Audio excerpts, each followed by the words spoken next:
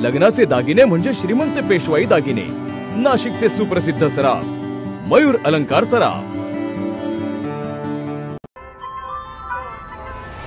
ताज्या बातम्यांसाठी नाशिक न्यूजच्या YouTube चॅनलला सबस्क्राइब करा आणि बेल आयकॉनला प्रेस करा।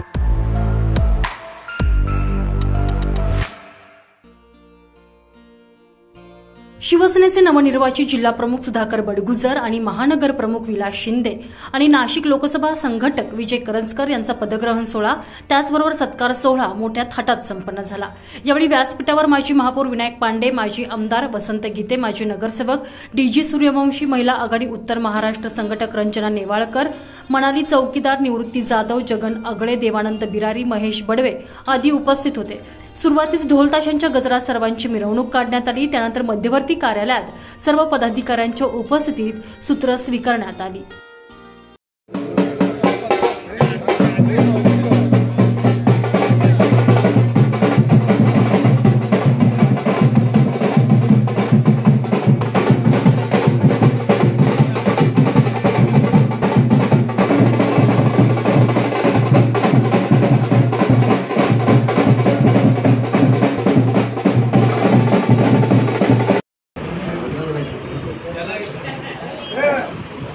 अरे त्या स्मारक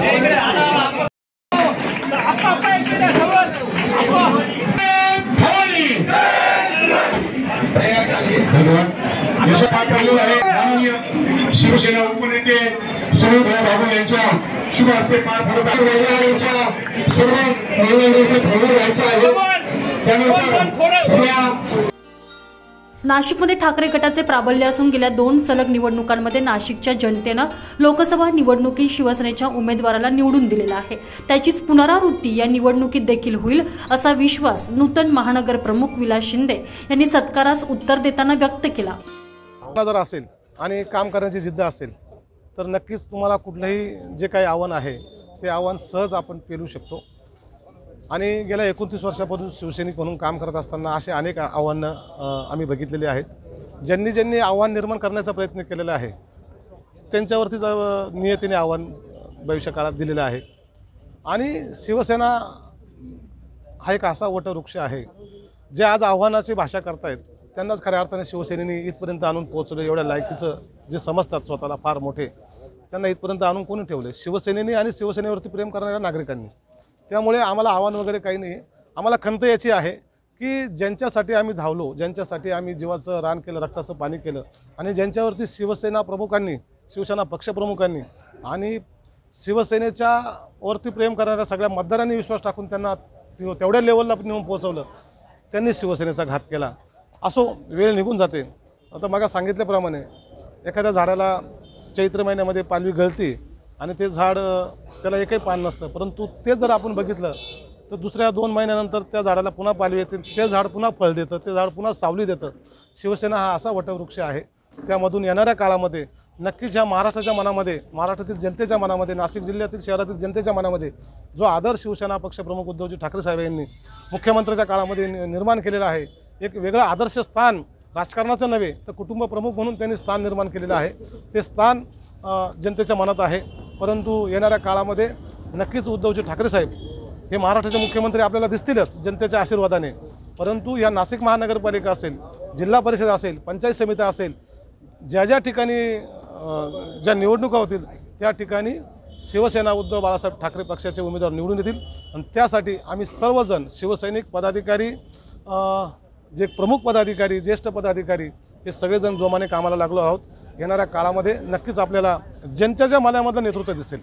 कसा असतो गेले 45 वर्ष 46 वर्ष आम्ही मानतो तो हा आदेश आणि आपल्याला त्या ठिकाणी बढती मिळाली आहे की आपण लोकसभेचे संघटक झाले आणि आपल्याला लोकसभा लढायची म्हणून आपल्याला मोकळं सांगितलं की तुम्ही आता सुरुवात करा, ही जबाबदारी आपल्याबरोबर दिलेली आहे आणि कमी जबाबदारी तुमची आणि माझी। ही लोकसभा जिंकायची असेल तर सुरुवात आपण चांगल्या उमेदीने करावी। ज्यांनी संपूर्ण शहरामध्ये यशस्वीपणे शहराचं नेतृत्व केलं ते बडगुजर जिल्हा प्रमुख झाले।